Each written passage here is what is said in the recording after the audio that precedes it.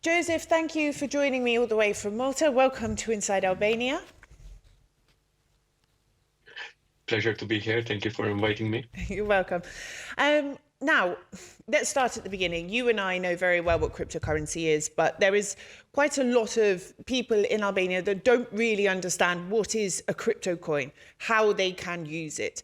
And whether it's something that can be used day to day. Can I go shopping with crypto, for example? Can I buy a plane ticket? I think for many, it's sort of this existential concept that exists only in international media and sort of crime reports. Can you break it down sort of quite simply? What is a crypto coin? How can it be used? And is it something we're probably going to be seeing more of in the future? Yes. I think the biggest problem with cryptocurrency is the lack of education and the knowledge surrounding it. Firstly, I would like to break it down that cryptocurrencies is mainly split into different levels of coins. So there is coins like Bitcoin and Ethereum, Bitcoin being the first and original coin, which obviously have intrinsic value and everyday use.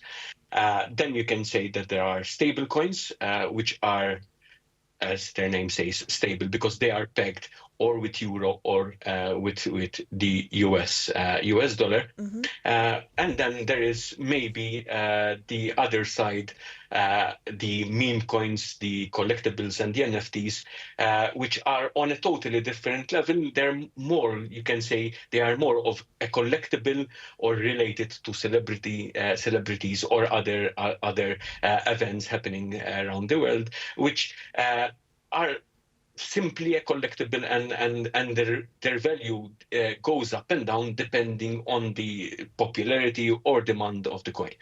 Whereas when you have coins like Bitcoin, Ethereum, XRP, and Solana have an intrinsic value and daily use, which you can use on a daily basis to purchase things and in everyday life. In today's world, we have hybrid banks, hybrid exchanges, which offer the off-ramping or the transaction being done between the cryptocurrency and fiat by means generally of a virtual card or a physical card, where literally you can go up to a coffee shop and order your coffee and choose the currency, the cryptocurrency of your choice, and pay directly with it. Clothes, fashion, cars, houses, you can all do this on a daily basis. When it comes to the future, I think we've already surpassed a situation where crypto is being adopted very rapidly and being used in many areas in around the world, and we're seeing a higher adoption month on month and year on year. It's true. I believe. I've been in Europe where I've seen the option at the checkout to pay in cryptocurrency, and this is quite normal, I think, for a lot of people, especially in the UK, the US, and some other countries in Europe. They're very familiar with this concept. But here, if someone asked me to pay in cryptocurrency, I'd be like, are you going to rip me off? Like, what do you mean, And funnily enough, you can see even adoption in regions around the world where access to banking, normal traditional banking, is not so accessible, and cryptocurrencies and crypto and blockchain solutions are taking over. So the reach of access to your finances and the mobility of your finance is at reach. All you need to have is a mobile phone with an internet connection. And this is a very good point. There are millions of people around the world who don't have access to banks. It may be that they don't have a job or an address, a permanent address, or they have bad credit history, or, there's various different reasons why they might not be able to get a bank account. And that, in this day and age, excludes them from a lot of different kinds of transactions. So being able to pay with cryptocurrency, which doesn't require a formal bank account with a formal banking institution, it does give them that sort of level of accessibility. Now, I wanted to ask you, Donald Trump and Melania Trump have both launched their own crypto coin, from what I understand. can anyone do this? Could I launch like an Alice coin if I wanted to? Not that anyone would buy it, but can anybody do this? And why would anyone want to? And does this fall into the categories of sort of like meme coins that you mentioned before? Or does like a Trump coin have a value?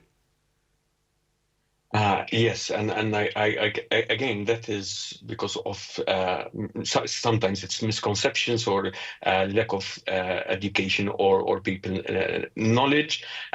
So the Melania coin and Trump coin fall into the meme coins category, which could be in a form of an NFT collection. It could be in a form of a coin.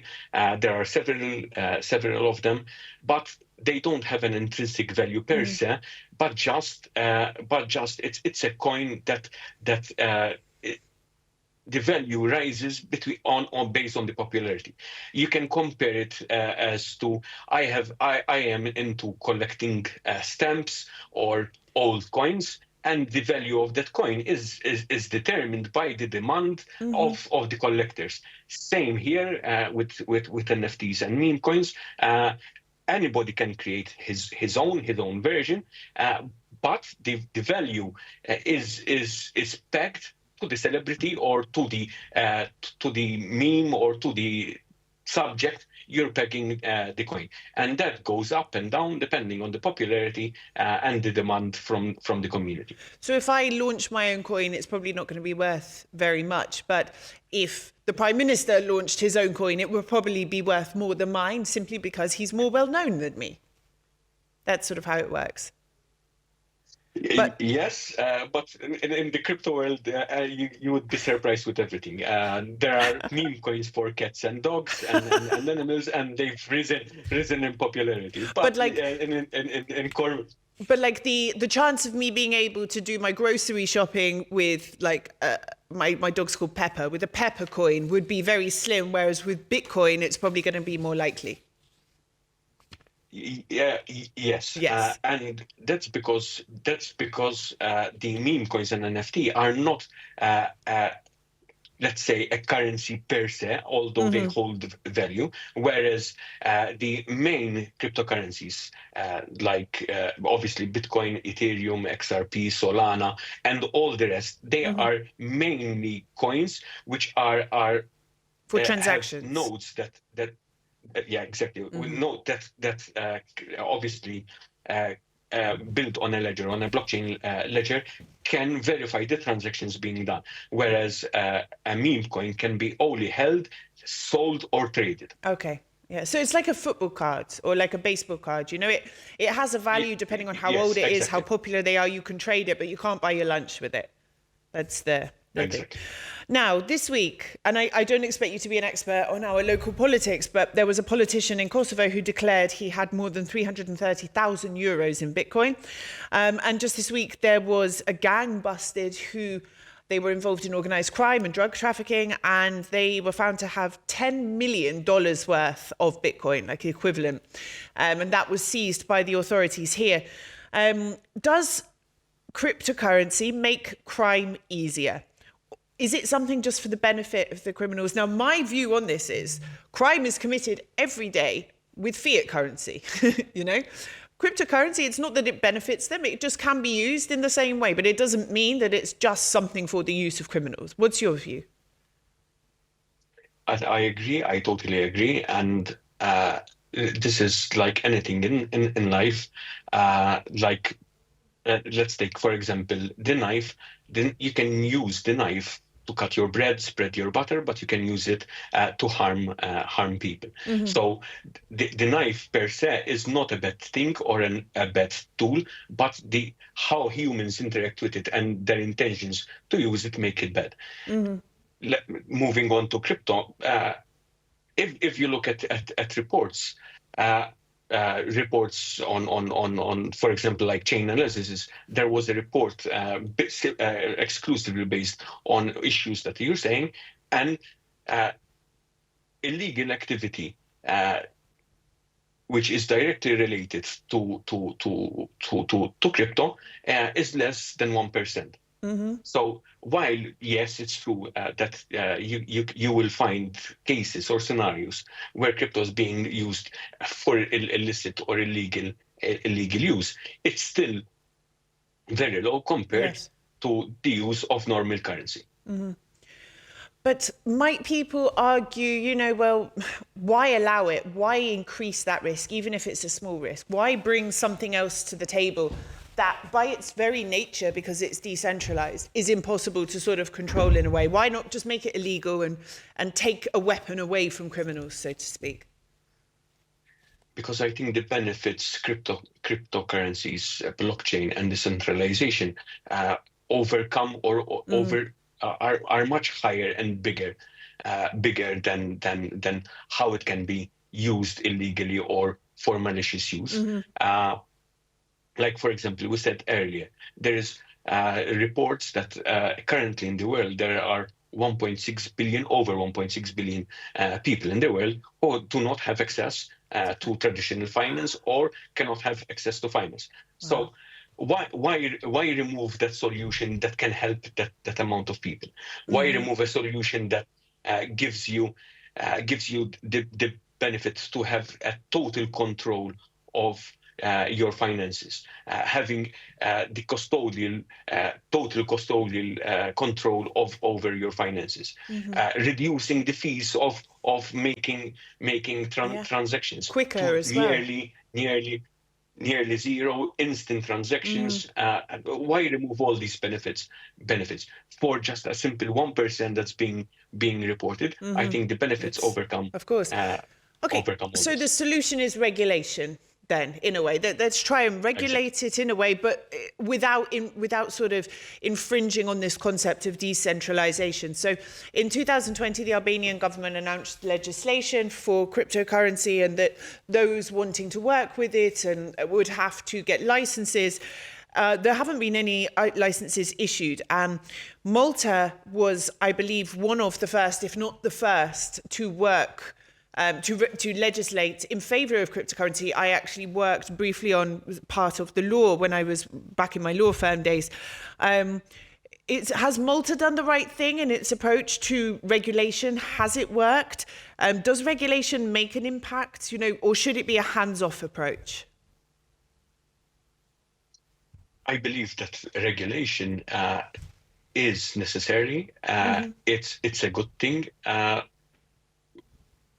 Let's take in case in point in Malta. Malta, as you said, was the first country in the world to put 3 legislations for DLT, for VFA, for the Financial Virtual Assets Framework, and that was in 2018. It was the first iteration, the first start. Since the technology is evolving, obviously the regulation needs to continue and evolving. As of this year, from 2025, we're seeing the adoption and the release of the MiCA regulation throughout the European Union. That is, for me, the second iteration of how regulation should be. You can argue in favor and against that. In some cases, maybe some regulations are too controlling and maybe not giving room for growth. But I think it's a start, and more iterations should kept on going. And regulations are there to be observed, yes, but then you obviously also need enforcement. Yeah, that's the thing. Like in Albania, we have this framework, but people aren't using it. It's not being enforced. I'm pretty sure if I went to my local police station and started talking to them about Bitcoin and like cold wallets and things, they'd just think I was absolutely crazy. In Malta, has the regulation of cryptocurrency been effective in clamping down on illegal usage and financial crime using crypto? Do we know? So,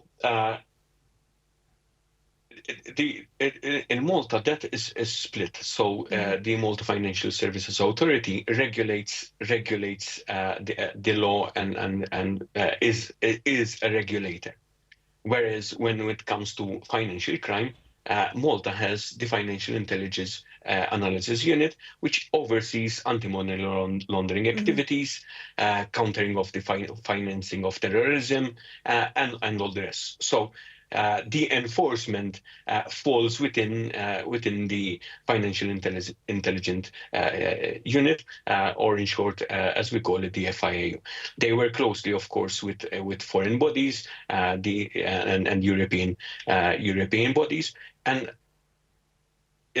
if I recall correctly, cases that were picked up are being tried and done. So yes, regulation and enforcement needs to work together, and obviously continue building on them. This is the same for fiat currencies. Obviously, anti-money laundering and financial crimes with fiat currency exist as well, and they've been since all times. And obviously, it's the same the same scenario. As far as I'm concerned, in the Albanian context anyway, I think, there's no escaping it. We might be a bit behind in terms of adoption and awareness, but you can't stop it. It's going to happen. People are going to start using it. And I just think the government needs to get on top of that and get ahead of the curve as well. They need to be a step ahead of the public when it comes to regulation and tackling it when it's being used for crime. Thank you so much for your time and for explaining that in an easier way for us. Thank you very much. Thank you. Bye-bye.